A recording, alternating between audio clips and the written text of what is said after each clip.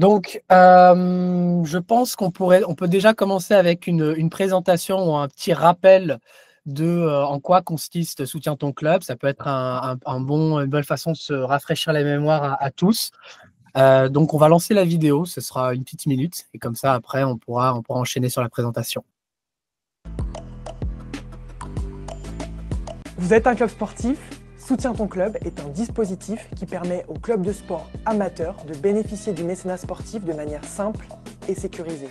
Comment ça se concrétise? Chaque club ouvre une cagnotte sur laquelle il peut mobiliser des dons d'entreprises et de particuliers. Ouvrir une cagnotte sur Soutiens ton club, c'est fédérer ses membres et ses partenaires autour d'un projet de vie de club.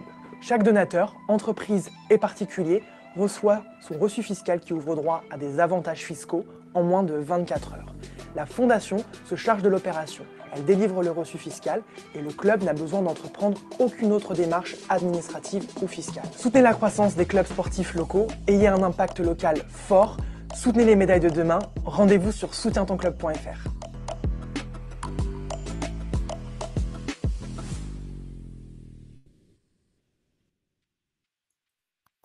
Voilà. Donc, c'était un petit rappel en grandes lignes sur en quoi consiste Soutiens ton club grâce notamment à eRaiser. Donc, la personne que vous avez entendue, c'est Ilona, c'est une de nos délégués territoriaux qui est votre contact privilégié en région. Donc, pour Ilona, c'est en région sud-ouest. Et je pense que c'est la parfaite transition pour présenter un petit peu cette façon de réussir sa collecte sur Soutiens ton club. Et là-dessus, Simon, je te laisse la parole. The floor is yours. Merci Victor. Ouais, donc ce soir, on va se concentrer. Je vais essayer de vous apporter mon expérience sur comment on peut réussir sa collecte quand on ouvre une page sur Soutiens ton club, qu'on a des objectifs de collecte, que ça soit pour financer un projet particulier ou que ça soit pour de la collecte plus générique pour son club. Je vais essayer de réunir un peu les meilleurs conseils que j'ai pu dont j'ai pu moi-même faire l'expérience au fil des années. Et j'ai essayé de créer une méthode vraiment simple, efficace pour lancer, raconter et booster votre cagnotte sur Soutiens ton club. Et en fait, j'ai toujours pu constater qu'en fait, c'est le plus important finalement, ça va être de comment on raconte notre histoire. Ce qu'on essaye de faire passer, l'histoire qu'on essaye de faire passer, pourquoi on fait cette collecte, pourquoi on s'engage, les émotions que ça procure. Et c'est précisément ça le sujet d'aujourd'hui, c'est comment on va réussir sa collecte vraiment d'une manière très concrète avec une méthode et surtout des outils que vous pouvez implémenter directement en quittant. Donc l'idée, c'est vraiment que dans 45 minutes, à peu près 45 minutes, vous allez repartir avec une méthode simple et réutilisable. Donc, c'est vraiment une approche qui est aussi adaptable à votre club, vos styles de club ou vos collectes que vous voulez développer. Un plan de diffusion sur 4 semaines, puisqu'effectivement, la période de fin d'année approche. On sait que c'est un moment important de générosité. Et du coup, voilà, se dire, OK, comment je vais pouvoir préparer ce plan environ sur 4 semaines pour essayer de booster soit un projet spécifique, soit une collecte plutôt globale pour mon club. Je vous ai aussi proposé des scripts prêts à l'emploi, donc en fait que vous pourriez copier-coller en fait et réutiliser évidemment en adaptant un petit peu, mais grosso modo des choses vraiment prêtes à l'emploi. Encore une fois, non, Victor l'a pas dit, je crois, mais c'est très logique. Si on va partager cette présentation après ce webinaire, et du coup vous pourrez avoir tous les éléments, copier-coller les éléments, etc., etc. Et puis un petit bonus à la fin pour ouvrir un peu les chakras. Se dire, OK, comment on peut aller encore un peu plus loin dans sa collecte. Je vous parlais de match funding et de récompenses, des outils un peu innovants et différents pour essayer de motiver les partenaires, les donateurs, etc., à donner différemment, à donner un petit peu plus à chaque fois, etc., etc. Mais j'en dis pas plus, on va garder ça pour la fin. Et on va commencer tout de suite par la méthode. OK ? Donc, la méthode, déjà, on va essayer de comparer les différents formats de projet. Parce qu'en fait, on peut appliquer cette méthode différemment suivant si on choisit, en fait, on souhaite financer un projet spécifique. Donc, quand j'entends un projet spécifique, c'est ce que j'ai mis en vert en bas. C'est par exemple, on a besoin de lever 2500 € en 3 semaines pour un club de volley, par exemple, pour financer des filets tout neufs. Donc, l'objectif, c'est de montrer aux donateurs les nouveaux équipements en place dès la fin de la campagne, etc. C'est un projet très spécifique et c'est assez intéressant pour tester un petit peu si vous êtes nouveau dans le monde de la collecte ou si vous êtes nouveau sur cette plateforme et que vous voulez un peu voir comment ça se passe, si vous voulez un peu tester comment si votre réseau il est, on va dire, facilement preneur de ce genre de projet, etc. Voilà, c'est soit pour tester, soit pour répondre à vraiment un besoin urgent, parce qu'on a besoin, je ne sais pas, de partir à un championnat, il nous manque des sous, des choses comme ça.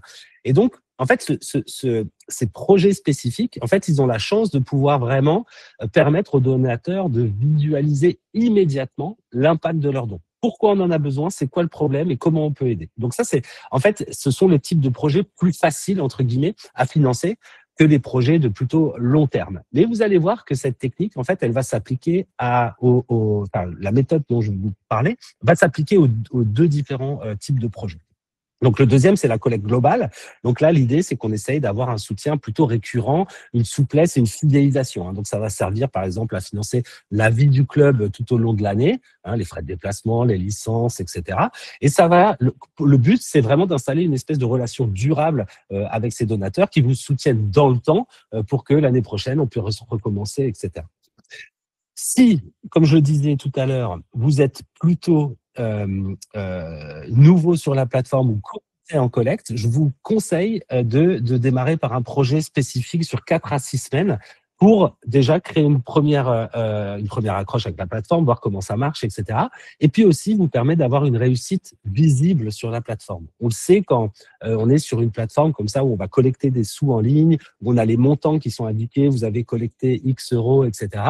Mais en fait, c'est toujours plus facile et toujours plus, on va dire, il y a moins de barrières à l'entrée pour les donateurs quand c'est déjà en marche. En fait, on n'aime pas trop être les premiers à donner. En général, quand la cagnotte est à 0, on se dit, oui, bon, est-ce que mon don, il va vraiment faire la différence, etc. Donc, commencer comme ça avec un projet spécifique, ça permet aussi à la cagnotte, entre guillemets, de monter et de donner confiance et d'aller engendrer comme ça une certaine dynamique. Donc, ça, c'est un peu le premier point.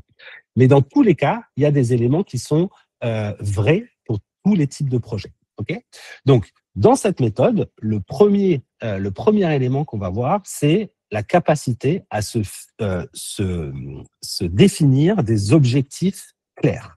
Et donc, ces objectifs, on a un truc qui est, pour s'en rappeler, qui est pas mal, c'est ce qu'on appelle les objectifs SMART. Donc, anglais, en bon français, c'est des objectifs intelligents, mais c'est simplement qu'on garde SMART parce que ça nous permet d'avoir des éléments de langage. Donc, SMART, ça veut dire quoi ? Ça veut dire avoir un objectif qui est spécifique. C'est pas, par exemple, je veux financer la vie de mon club pour l'année 2025. C'est pas assez spécifique. Donc, on essaye d'avoir un objectif qui va être simple, sensible et significatif, très concret. Et ça va avec le deuxième qui est mesurable. Donc, ça veut dire que ça ait du sens, c'est motivant parce qu'on sait exactement le montant, mais aussi pourquoi. Voilà. Atteignable aussi. Donc, ça, c'est le troisième élément. Donc, pour construire son objectif, on doit aussi avoir un objectif qui est atteignable. Si maintenant un club, par exemple, je vais reprendre l'exemple du volleyball, se dit qu'il a un objectif de collecte de 3 millions d'euros sur la plateforme, et bien en fait, ça paraît tellement inatteignable que ça va desservir l'objectif de collecte. Donc, il faut vraiment créer quelque chose qui soit atteignable, quitte à faire des paliers petit à petit et se dire, OK, on va commencer avec, je ne sais pas, 5 000 euros, ça va être notre objectif pour telle et telle occasion.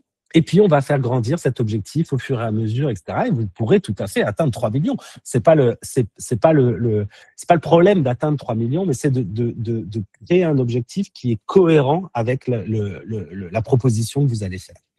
Il veut aussi qu'il soit quand même raisonnable, c'est-à-dire pertinent, réaliste et doté de ressources, c'est-à-dire vraiment à quoi ça va servir. Si on vous donne 3 millions mais que vous n'avez pas un plan clair de à quoi ces 3 millions vont servir, ça n'a pas de sens. Et puis surtout, quand on a un objectif, il faut aussi l'ancrer dans le temps, c'est-à-dire le limiter dans le temps. Ça a un impact. On sait que les donateurs sont beaucoup plus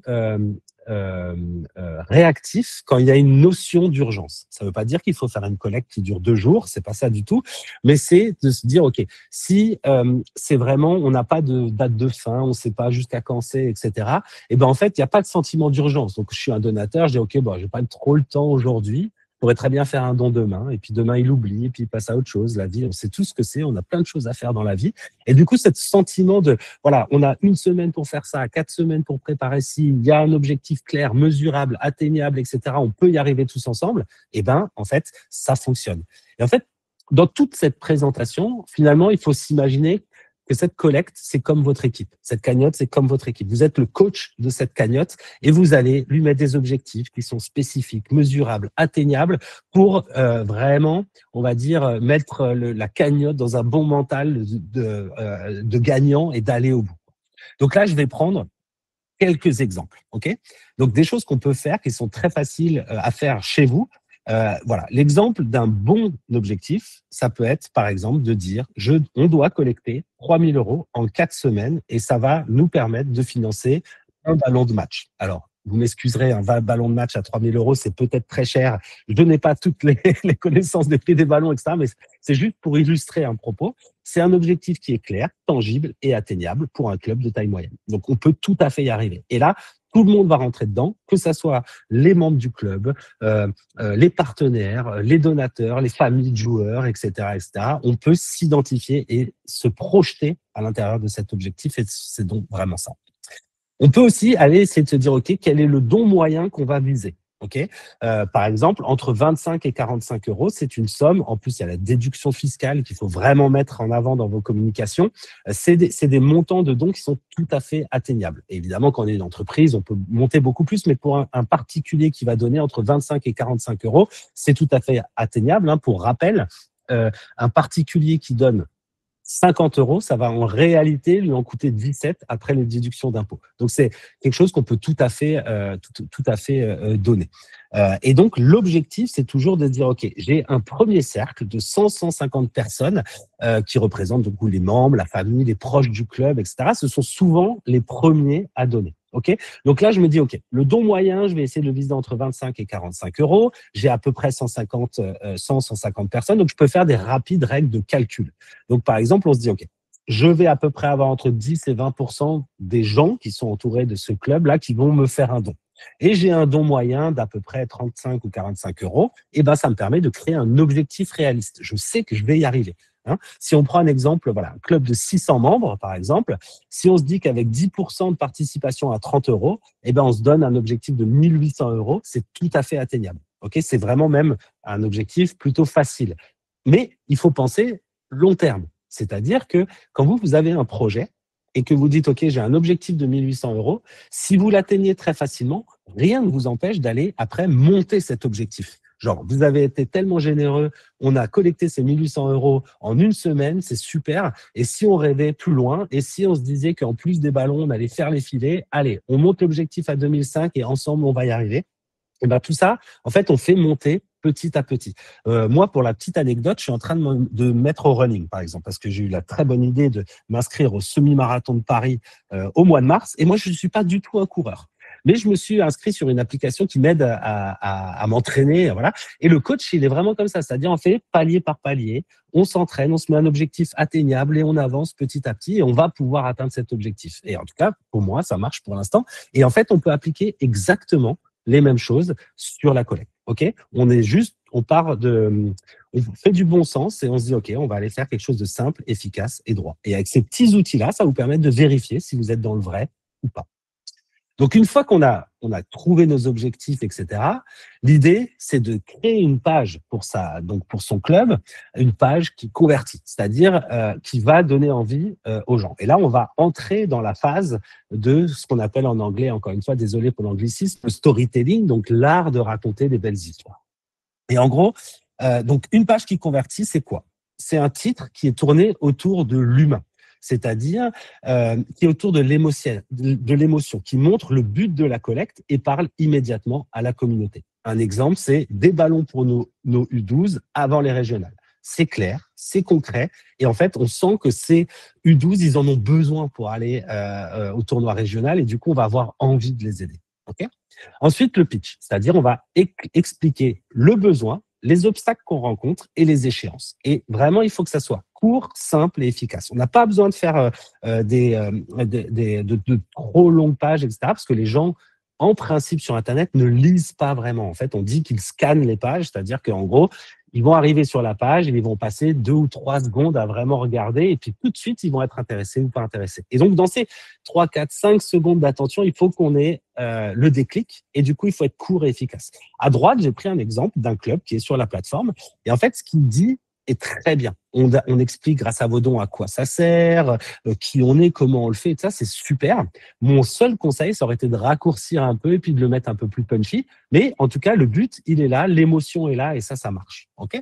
Donc, quand je dis besoin, obstacle, échéance, c'est vraiment de se dire, OK, je prends le même exemple, c'est nos jeunes U12 se préparent pour leur premier tournoi régional. OK, mais notre matériel est trop usé pour s'entraîner correctement. Aidez-nous à atteindre notre objectif avant le 15 juin de collecter X euros. OK ? Donc, c'est vraiment se reprendre les basiques, reprendre la simplicité, etc. Alors, évidemment, là, vous allez peut-être vous dire, oui, mais cette phrase, elle ne veut rien dire ou c'est pas du tout cohérent, etc. C'est pas le principe. Le but, moi, c'était pas de créer la phrase parfaite. Là, c'était juste de vous montrer un peu comment on va y aller. OK ? Et puis, vous pouvez ajouter aussi des paliers d'impact ou des espèces pour que les gens puissent visualiser ce que ça veut dire. Par exemple, 15 euros, ça permet de financer un jeu de cône. 45 euros, un ballon d'entraînement. 90 euros, 2 maillots. Et en fait, ça, c'est très important pour les donateurs. Ça permet de se projeter sur le montant qu'ils vont donner. En fait, si je dis à quelqu'un, tu peux donner 30 ou 50 euros, et ben en fait, déjà, il va devoir choisir, lui, quand il va donner 30 ou 50 euros, en fait, c'est 30 ou 50 euros qu'il n'utilisera pas pour aller au restaurant, boire un coup, aller au ciné, etc. Donc déjà, il prend de sa pochette, on va dire, plaisir pour aller donner. C'est pas une facture d'électricité, c'est pas un truc qu'il est obligé de payer, c'est un truc plaisir. Donc, il va remplacer un truc plaisir par un don. OK ? Et donc là, l'idée, c'est vraiment que ça soit concret dans leur tête. Si entre 30 et 50 euros, quand on en parle comme ça, en fait, on ne voit pas vraiment la différence que ça peut faire comme impact. Si je fais un don de 30 ou 50 euros, bon, c'est un peu la même chose, donc je vais donner 30, ça me laissera 20 pour aller boire un coup, par exemple. Okay ? En donnant une équivalence, ça permet vraiment de visualiser. Ah, si je donne 15, j'ai un jeu de cône. OK, si je donne 45, j'ai un ballon d'entraînement. Franchement, le ballon d'entraînement, ça va quand même vachement plus leur servir. OK, je vais mettre 45 euros. Et donc, ça permet vraiment d'ancrer des montants de dons. Et vous, c'est très important à utiliser. Alors, c'est pas toujours possible, mais dans la plupart des cas, quand c'est un projet plutôt concret, ça va servir. Vous pouvez par exemple dire, OK, un bus, ça coûte tant pour faire un déplacement. On a 50 joueurs. Bon, OK, le coût du déplacement pour un joueur, ça équivaut à, je sais pas, 90 ou 150 euros, etc., etc. Donc, vous pouvez jouer avec ces éléments-là pour que ça soit très concret et que les gens se rendent compte que vraiment vous avez besoin de cet argent pour être efficace dans votre club, etc., etc. Et après, on peut ajouter évidemment de la transparence, entre guillemets, ajouter une photo du projet ou de l'équipe. Voilà, tout ça, c'est une date fin claire parce qu'on en a besoin à un moment. Ça inspire confiance et ça encourage les dons avant la clôture. OK ? Donc ça, c'est l'idée un peu de la page qui convertit un peu idéale. Et pour raconter cette histoire, pour les histoires de collecte, mais en fait, ça marche pour toutes les histoires. Si vous êtes capable de l'appliquer, c'est parce que je veux dire, si le contexte s'y prête dans votre club, c'est ce qu'on appelle la méthode POI, c'est-à-dire la méthode personnage, obstacle, action, impact. L'idée, c'est vraiment de structurer l'histoire que vous allez raconter. Par exemple, vous allez prendre un personnage qui incarne le projet. Donc, c'est un jeune joueur, un coach, un bénévole, etc. Et ça sert de repère émotionnel au donateur. On va lui dire, OK, ce personnage, il rencontre un obstacle. Donc, quel est le problème ou le besoin urgent qui va motiver les gens à faire un don? Par exemple, du coup, ce jeune joueur, voilà, il n'y a pas assez de matériel pour s'entraîner, etc.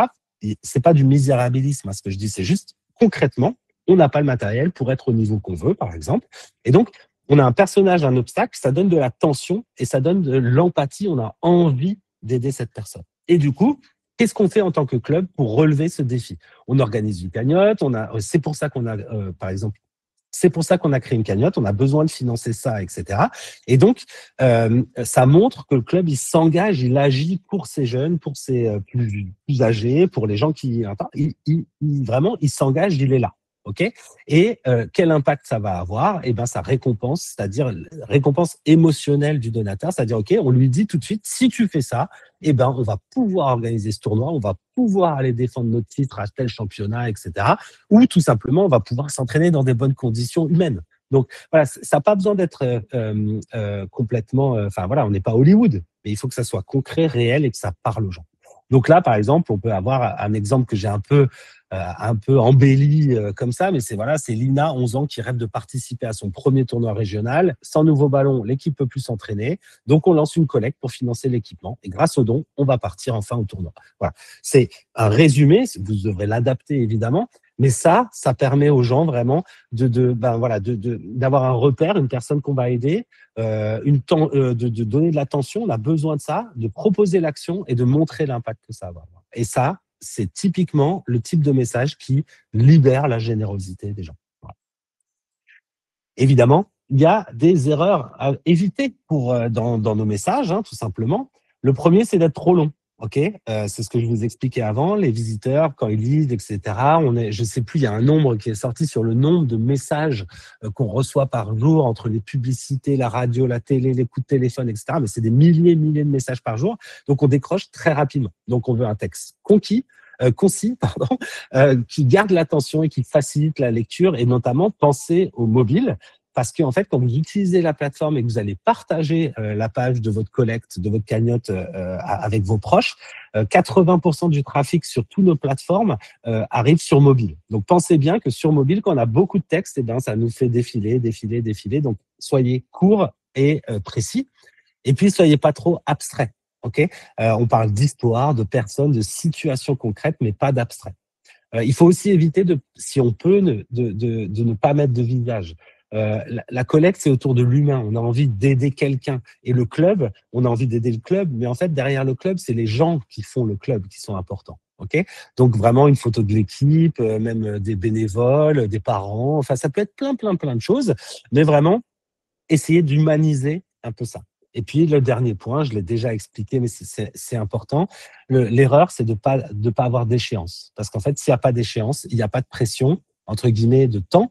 Et alors, du coup, on se dit toujours, on remet à demain et on le fera plus tard et finalement, on le fait pas. Donc, ça vraiment, pour encourager le passage à l'action, l'échéance est importante.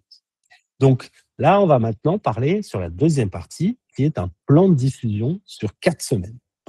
Donc là, encore une fois, c'est des stratégies et des stratégies qui ont été depuis longtemps testées, éprouvées. Donc là, moi, ce que je vais vous proposer, c'est un plan de diffusion sur environ 4 semaines. Vous pouvez évidemment l'adapter, mais l'idée, c'était pour vous d'avoir un truc très, très à l'emploi, concret, sur 4 semaines. Comme ça vous laisse le temps, avec votre club, là, de préparer tout ça pour la fin d'année. Donc, plan de diffusion à 4 semaines. Donc, en fait, on va parler de la stratégie, ce qu'on appelle tentpole. Donc, tentpole, c'est le chapiteau de cirque, et je vais vous expliquer juste pourquoi. En fait, ça vient de Hollywood, cette stratégie. Il faut que vous pensiez à un film à grand succès, qui n'est pas encore sorti en salle. Un grand film qui fait beaucoup de bruit en ce moment. On en a tous en tête des films comme ça qui ont fait beaucoup de bruit.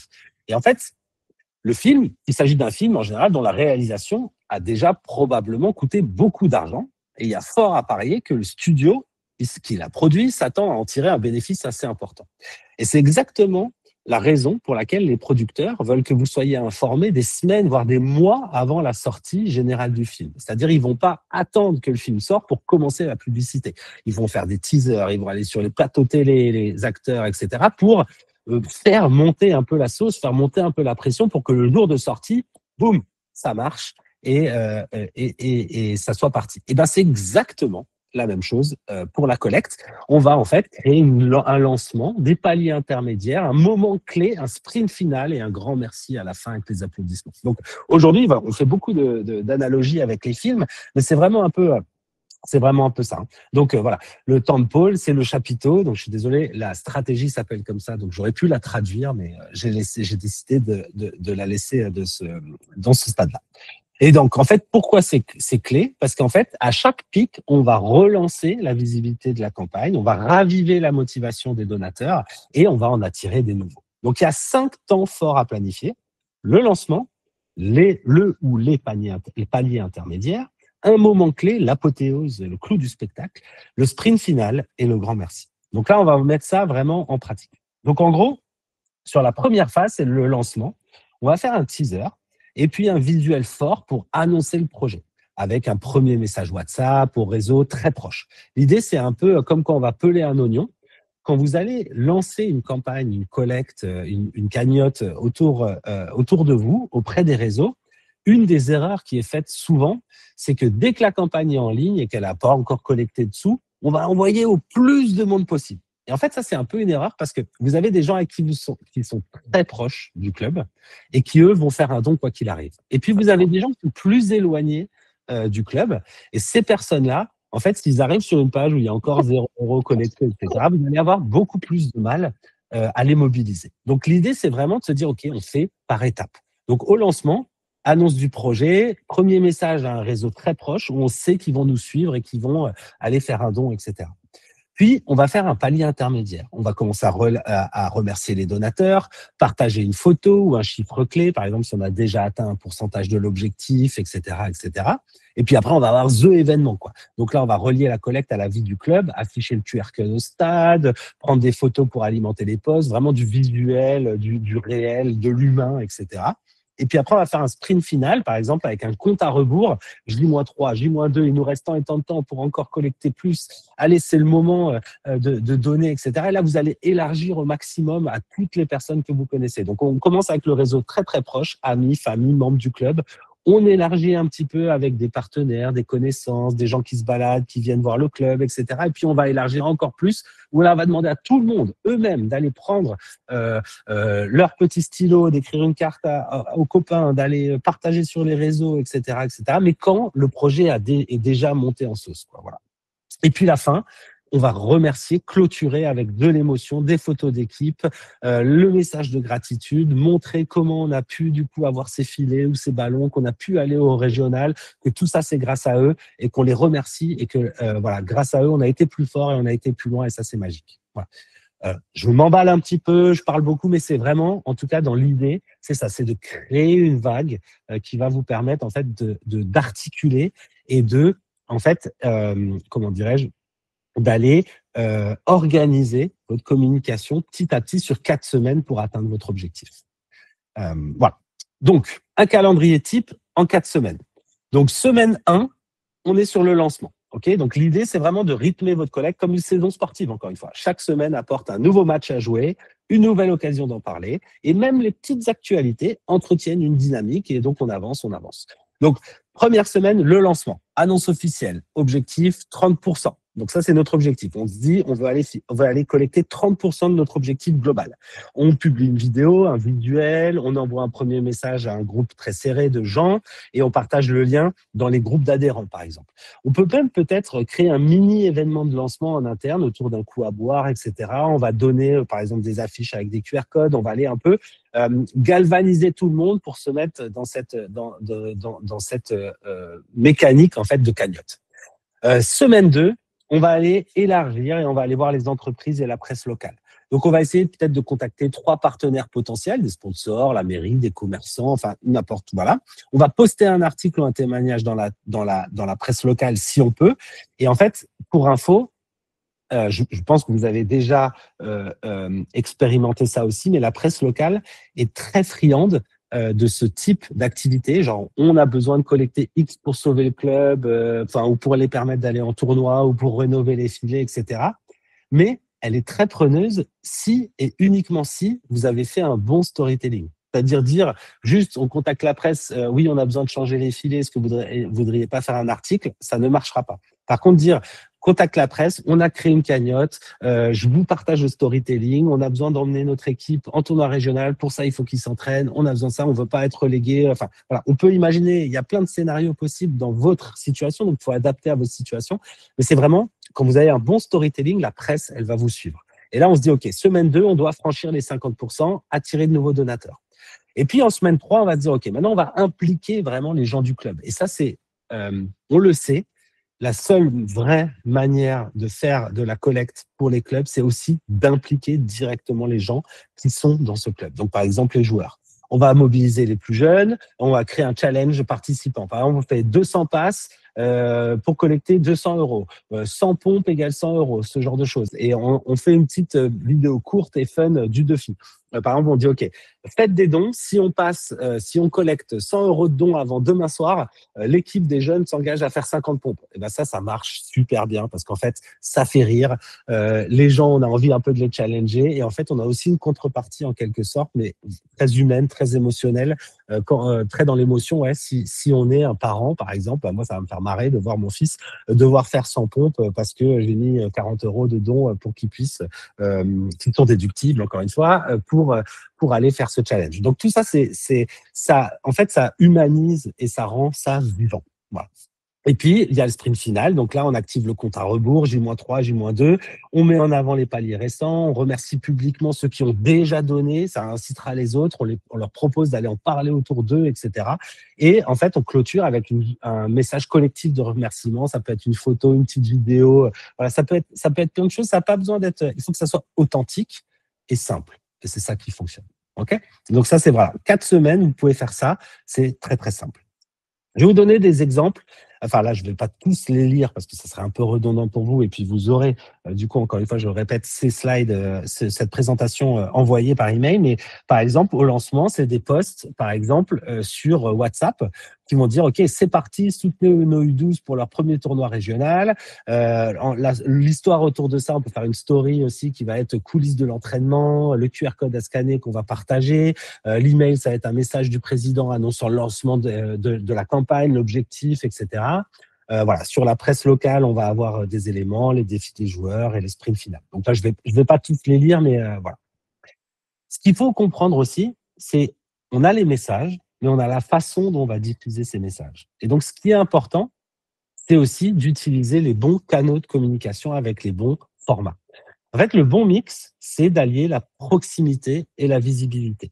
Par exemple, WhatsApp ou les SMS, ça va vraiment toucher les proches. Ok, on envoie un WhatsApp ou un SMS à quelqu'un de très proche et on sait qu'il va le lire, on sait qu'il va réagir. Ok, les réseaux sociaux, c'est plus pour de la visibilité. Ça élargit la portée. On va aller toucher peut-être des copains de copains, etc. On est vraiment sur un truc plus large. L'email, c'est plutôt pour fidéliser, c'est des relances structurées. Et le QR code, par exemple, on peut l'utiliser pour créer du trafic local. Alors, sur la plateforme que vous utilisez, chaque projet, en fait, vous pouvez cliquer sur la barre de partage, sur le petit icône avec un QR code et vous pourrez télécharger le QR code, voire même une affiche déjà prête que vous avez juste à imprimer pour la coller. Et ce QR code, il va permettre aux gens de faire un don sur votre projet. Donc, c'est hyper pratique. Utilisez-le. Ça coûte rien et ça permet de faire du local. Donc voilà, WhatsApp, SMS, on est sur la proximité.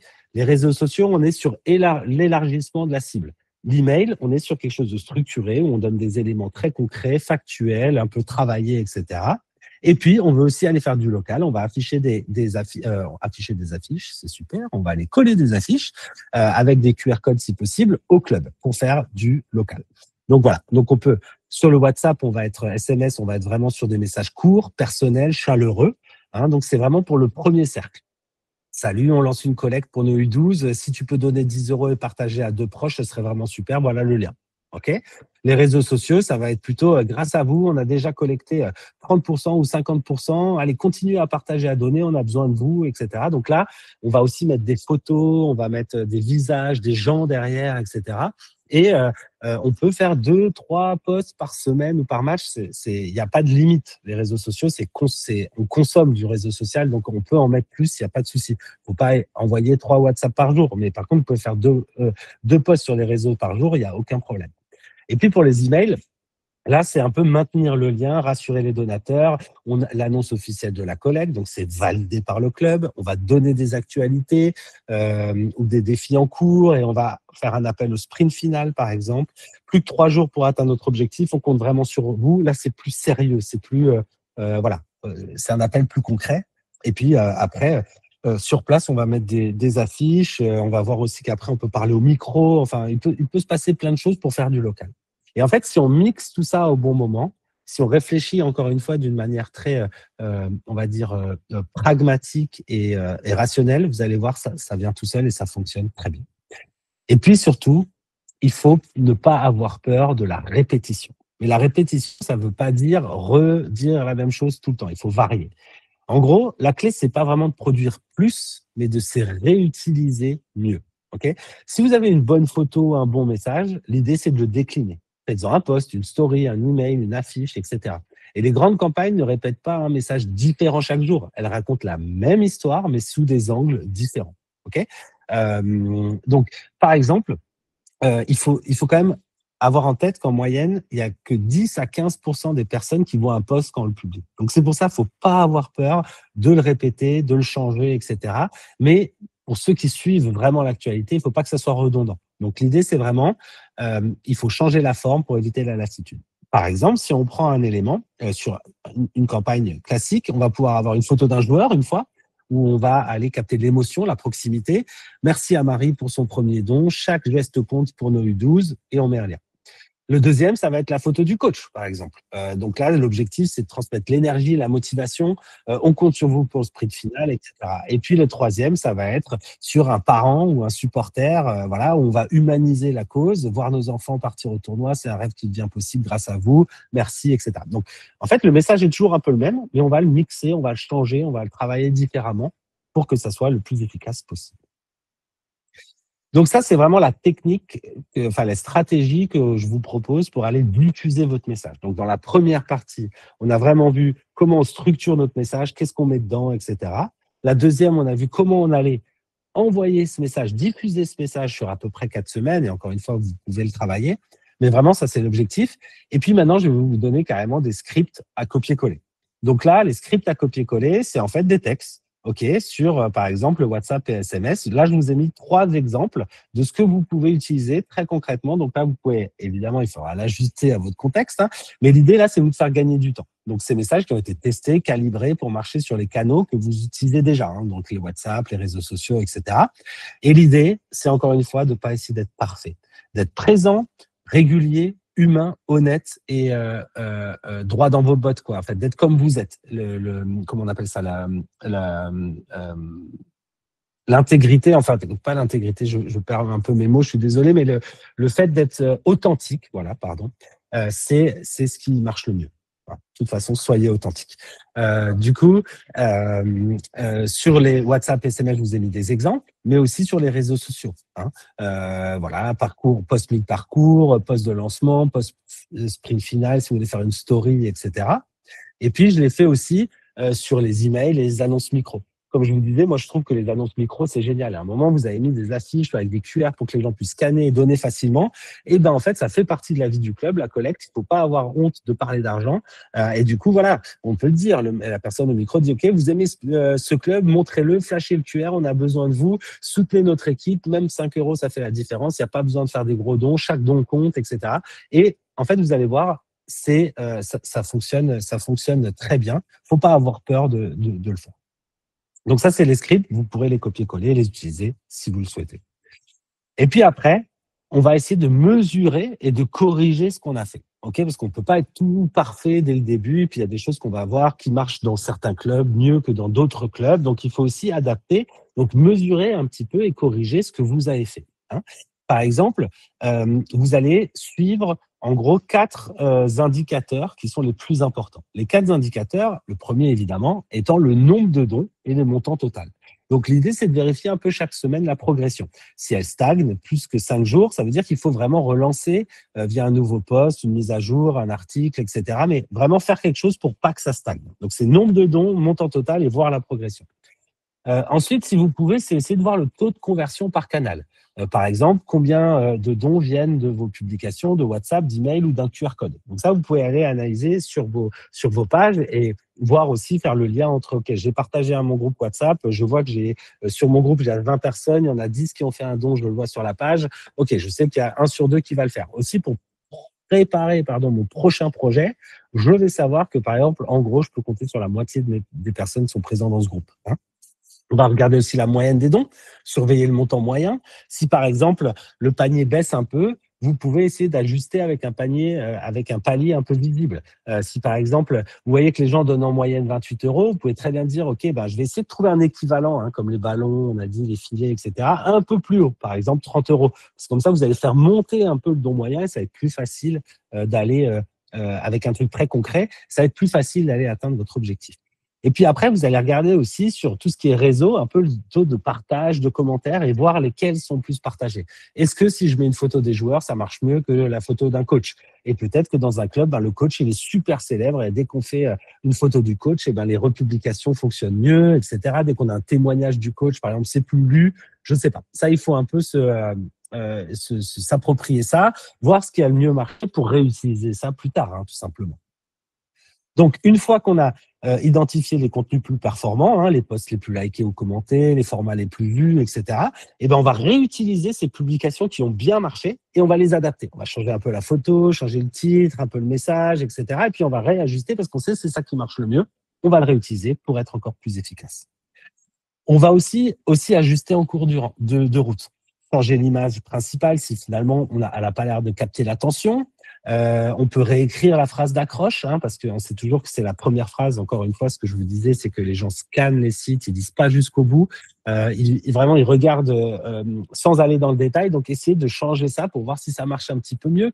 Changer les paliers d'impact, changer les montants de dons. Par exemple, si vous avez proposé 90 € pour financer quelque chose, mais ça marche pas, essayez de viser un petit peu plus bas ou inversement viser un peu plus haut. Donc voilà. Et l'idée, c'est vraiment pour vous d'aller collecter tout ce savoir en fait et cette connaissance, cette compréhension pour aller mieux anticiper les prochaines campagnes. Donc conserver ces données, les nombres de dons, les canaux les plus performants, ça vous permettra d'anticiper mieux les prochaines campagnes et encore une fois de se fixer des objectifs qui soient plus cohérents, atteignables, parce que vous savez que vous êtes capable de le faire, vous l'avez déjà fait, vous avez fait ça, donc vous êtes capable de le refaire. Donc voilà, ça c'est un peu le point. Donc voilà, ça c'était un peu tous les trucs et astuces, la méthode, le plan, etc. Puis je vais passer sur la dernière partie de la présentation, qui est sur des bonus potentiels. C'est ce qu'on appelle le match funding et les récompenses. Donc, on va commencer par le match funding. Donc, le match funding, en fait, c'est un super booster pour la motivation. En gros, c'est ce qui est décrit à droite. L'idée, c'est vraiment de dire, OK, on a un partenaire, une entreprise, une mairie, un mécène, et on va essayer de l'engager à lui dire, OK, à la place de me faire un don de 1 000 €, par exemple, je dis un exemple comme ça, je préférerais que vous disiez, OK, vous allez me donner ces 1 000 €, mais on ne va pas tout de suite faire un don de 1 000 € pour ce projet. On va aller mettre en place une stratégie où, en fait, on va plutôt dire, à chaque fois que quelqu'un fait un don, cette entreprise partenaire va le doubler. OK ? Du coup, pour l'entreprise, ça ne change pas grand-chose parce qu'elle avait déjà prévu de vous donner 1 000 €. Par contre, elle va avoir une image super parce que chaque personne qui veut faire un don, elle dit « Ah putain, cette entreprise, elle double mon don, c'est super cool. Franchement, j'aime bien cette entreprise. » Enfin, en termes d'image, c'est super positif. Et puis vous, ça va vous permettre vraiment d'aller booster les dons. Si vous dites, par exemple, pendant toute cette semaine, l'entreprise ou la mairie X, elle double vos dons. Donc, si vous voulez faire un don, soutenir ce projet, faites-le maintenant.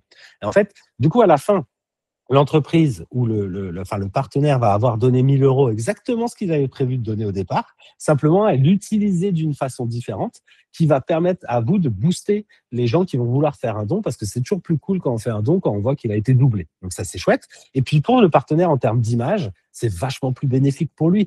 Tout le monde pense qu'il a, enfin, pas pense d'ailleurs, il l'a fait, mais ce que je veux dire, tout le monde voit qu'il est engagé, qu'il a doublé les dons et tout. C'est super efficace.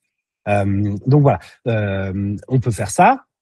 Et donc, en gros, pourquoi ça marche? Parce qu'il y a un effet psychologique immédiat. L'impact, il est visible, démultiplié. Il y a un effet social, la présence d'un partenaire qui renforce la crédibilité du projet aussi. Et puis, il y a un effet temporel, la durée, encore une fois, limitée, 7 à 10 jours, on va doubler les dons. Et ça crée une urgence naturelle et ça stimule les partages.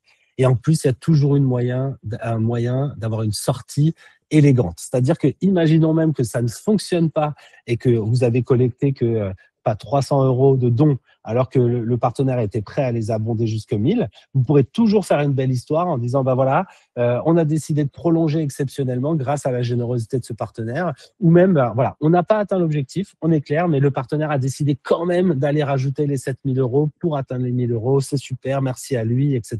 Donc, il y a toujours moyen de rebondir, c'est super intéressant, et ça fonctionne très, très bien pour les collectes. Donc, je vous ai encore mis 5 étapes pour que ça fonctionne. Donc, première étape, on identifie 2-3 partenaires, entreprises locales, mairies, mécènes, etc. On leur propose un contrat simple, entre guillemets, c'est-à-dire vous doublez les dons, on leur explique tous les avantages, etc. C'est 7 jours et il y a un montant maximum. Donc, il n'y a pas de risque pour ce partenaire qu'il aille donner plus à la fin, quoi, hein. Donc, c'est vraiment ça. Et évidemment, le don est aussi déductible pour les entreprises. Donc, voilà, eux, ils font une pierre deux coups. Ils font de la com, de la visibilité, un don et de la réduction d'impôts. Tout le monde a égalité. Créer les visuels co-brandés si vous pouvez, ça c'est super chouette. Comme ça, vous pouvez mettre des petites bannières ou des affiches dans le club. Les partenaires, ils adorent ça. Et puis vous, ça vous permet de mettre en avant cet effet de doubler les dons. Donc ça, c'est vraiment cool. Et vous pouvez après le décliner sur les réseaux sociaux, Instagram, une affiche, etc., etc. L'idée après, dans la troisième étape, et donc il n'y a pas 5 étapes, mais il n'y en a que 4, pardon. En gros, c'est d'annoncer et d'animer la période. Donc voilà, on annonce publiquement un poste, mais on peut l'annoncer en amont en disant à partir de demain, tous les dons sont doublés, préparez-vous, on compte sur vous, etc., etc. Donc là, on anime la période. Et puis après, on va clôturer et valoriser. Super bilan pour cette expérience. Grâce à notre partenaire et à toute la générosité et à la générosité de tous nos donateurs, on a pu collecter ça. C'est inespéré. On va pouvoir faire ça. Et on reboucle avec le storytelling, l'histoire, comment on raconte. Grâce à vos dons, voyez la photo de comme ils sont heureux, nos jeunes qui ont pu partir à Paris pour la finale du championnat. Je sais pas, je raconte n'importe quoi, mais vous avez compris le principe. Et donc voilà. Donc l'idée, c'est qu'on remercie publiquement et ça, vous pouvez être sûr que quand ça marche une fois, ils reviendront l'année prochaine et ça sera hyper intéressant pour eux. Et puis, du coup, on n'est pas obligé de se restreindre à un seul partenaire. On peut aussi se dire, OK, alors on a un plan d'action en plusieurs semaines. Semaine 1, c'est partenaire X. Semaine 3, c'est partenaire Z, etc., etc. Donc voilà, ça marche.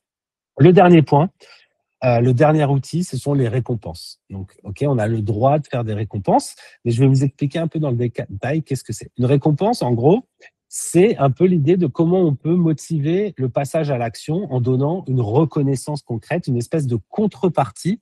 Mais attention, ce sont des contreparties la plupart du temps très simples et très symboliques et je vais vous expliquer pourquoi.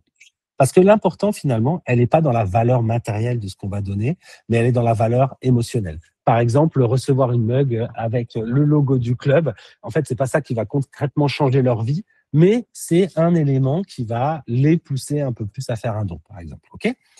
Mais il y a des formats qui sont très symboliques et qui marchent très bien. Un diplôme du donateur, par exemple, officiel, un PDF à imprimer que la personne reçoit. Une mug, c'est ce que je parlais, mais sinon une vidéo de remerciement collectif qui est envoyée individuellement à la personne. Ou, par exemple, afficher tout simplement le mur de chaque personne. Enfin, vous faites un espèce de tableau dans le club, sur le terrain, etc., pour remercier nommément tous ceux qui ont participé au financement des nouveaux filets de volley, par exemple. OK ? Et ben ça, c'est très valorisant, c'est hyper sympa pour les gens et ça vous coûte rien. Donc voilà, l'idée, c'est vraiment de se dire, OK, comment on peut leur donner une récompense, souvent très symbolique, qui donne envie d'aller plus loin dans le don. OK ? Par contre, quelque chose de très important, c'est qu'il y a un cadre à respecter sur les récompenses. OK ? Donc, les dons qui sont réalisés via Soutien ton club relèvent du régime du mécénat. OK ? Et donc, le mécénat implique que le donateur n'attend pas de contrepartie équivalente en retour. C'est pour ça que ce donateur a le droit à un reçu fiscal, c'est parce qu'il n'y a pas de contrepartie en retour. Donc, attention quand on fait des récompenses, c'est toléré, mais il faut respecter 2 limites et qui sont cumulatives. C'est que la valeur de la récompense ne dépasse pas 25% du montant du don. Si quelqu'un vous fait un don de 1 million d'euros et que vous lui envoyez une mug, il n'y a aucun problème. Si vous lui envoyez une tasse à l'effigie du club et qu'il fait un don de 1 million d'euros, il n'y a aucun problème. Mais par contre, s'il fait un don de 1 000 euros et que vous lui envoyez une Ferrari, ça pose problème. Il ne va pas en plus pouvoir déduire son don des impôts. Alors, vous comprenez un peu le principe. Donc, la règle, c'est 25%. Et au total, ça ne doit pas dépasser 73 euros pour un particulier. Voilà. Donc, ça, c'est vraiment la règle. Tant que vous êtes dans ce cadre, c'est possible. Mais voilà, moi, je vous conseille surtout de rester sur du symbolique et vous pouvez en fait l'automatiser sur la plateforme. C'est-à-dire que quand les gens vont faire un don, on va proposer les récompenses. Ça va compter le stock qu'il en reste si c'est physique. Si ce n'est pas physique, il n'y a pas de stock. Mais du coup, voilà. Et puis, ça va être marqué, vous aurez le droit à ça, etc. Vous serez informé, donc vous pourrez suivre ça. Donc, en termes de bonnes pratiques, moi, je vous conseille de privilégier les remerciements immatériels, ne jamais présenter la contrepartie comme un droit garanti. En fait, c'est vraiment émotionnel. On veut, encore une fois, c'est facultatif, symbolique. On veut remercier en quelque sorte, mais c'est pas, on va pas les faire gagner vraiment, quoi. C'est vraiment ça. Et puis, il faut mentionner une clause spéciale dans la description. Et il faut surtout garder trace des coûts éventuels en cas de contrôle, tout simplement. OK. Donc là, encore une fois, pareil, si vous voulez aller vraiment là-dedans, si vous voulez tester ça, etc., moi, je vous invite fortement à vous rapprocher de Victor pour être sûr que vous restez dans le cadre, que ça soit cohérent et qu'il n'y ait pas de problème derrière. Mais n'ayez pas peur non plus d'essayer des choses comme ça. Ça marche super bien. OK? Ouais, merci Simon. Je t'interromps, Simon. Je vais juste conclure. Oui, dis-moi. Oui, on a justement, pour faire suite à ton point sur les récompenses, on a une question de Thomas qui demande si on peut créer plusieurs types de contreparties. Je ne sais pas si vous voulez peut-être un petit peu élaborer sur ce sujet précis. Ouais. Alors on peut créer plein de contreparties. L'idée, c'est toujours, vous savez, quand vous êtes sur sur votre projet, on va cliquer sur faire un don pour donner au projet. Et là, en fait, on a une espèce de grille, c'est-à-dire, en fait, on va vous proposer des dons. 10, 25, 50, 100 euros, etc. Et en fait, les récompenses, ça marche pareil, sauf que la grille, du coup, elle est un peu plus élaborée avec plus de détails. Donc, vous allez dire 10 euros. Si vous donnez 10 euros, vous aurez le droit, par exemple, à une carte postale qu'on vous envoie, etc. Si vous donnez 25 euros, vous avez le droit à votre nom sur le mur. Enfin, voilà, vous faites tout ça. Donc, on le remplit dans le back-office directement. Vous mettez vos récompenses. Quand on choisit ces montants, et ben, c'est automatiquement indiqué au donateur qu'il va avoir cette récompense. Le donateur peut aussi dire, écoutez, c'est très bien votre récompense, mais moi, j'en veux pas. Donc, il peut dire, OK, j'en veux pas. Et tout ça, vous êtes informé. Et donc, vous savez exactement si vous devez envoyer quelque chose à la personne ou pas. Voilà. Et donc, tout ça, c'est vraiment paramétrable sur la plateforme en quelques clics et de manière très, très simple. Vous pouvez même mettre en avant une récompense particulière avec une petite étoile. Vous voyez, genre, c'est ma récompense préférée, qui est le mur des donateurs. Et en général, ça, vous le mettez plutôt sur un montant un peu élevé pour inciter les gens à prendre la récompense qui est recommandée en quelque sorte. J'espère que j'en ai dit assez. Voilà, après, je sais que le temps file et que peut-être, comme tout le monde, vous avez d'autres choses, donc je ne veux pas prendre trop de temps. Mais encore une fois, rapprochez-vous de Victor si vous avez des questions, si vous voulez challenger un peu les idées et voir comment ça marche concrètement. C'est simple à mettre en place et ça peut avoir beaucoup d'impact, donc n'hésitez pas. Tout à fait, surtout qu'on a un webinaire qui montre un petit peu comment programmer ça sur le site, voilà. qui est disponible sur YouTube pour Thomas. Je te rends la main, sinon. Pas de souci. Et donc, voilà. En termes de conclusion, en fait, ce que je voulais dire, c'est qu'une collecte, une cagnotte, c'est pas qu'une question d'argent. C'est d'abord une histoire de lien, d'énergie, de passion partagée entre amoureux d'un club, du sport. Et quand un club se raconte avec sincérité, quand il mobilise ses joueurs, ses bénévoles, ses supporters, ses coachs, il ne fait pas que lever des fonds. Il se rassemble. Il fait une communauté, il rassemble une communauté. Et cette communauté-là, c'est votre plus belle victoire. Donc, mettez-le en musique, chantez-le, partagez-le et les gens vont avoir envie de vous suivre, tout simplement. Merci beaucoup.